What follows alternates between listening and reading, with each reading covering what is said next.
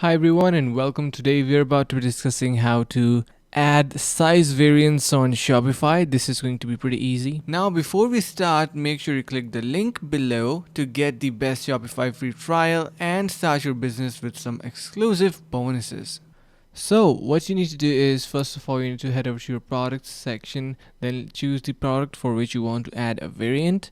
Then you're going to scroll down until you can see the variant section. Let me just show you guys. It is under your shipping.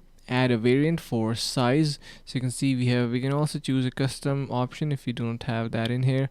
You're gonna add in here size. You can see size, and you have option values and all that. Once you do that, you will be able to realize that your size variants on Shopify is added. That's how simple it is. If you want to take it one step further, you can use any integration from the search bar on the top and the App Store by Shopify. And yeah, that is pretty much it for this video, and hope this video was helpful. Finally, make sure to click the link in the description below to take advantage of our exclusive Shopify free trial to start your business right away.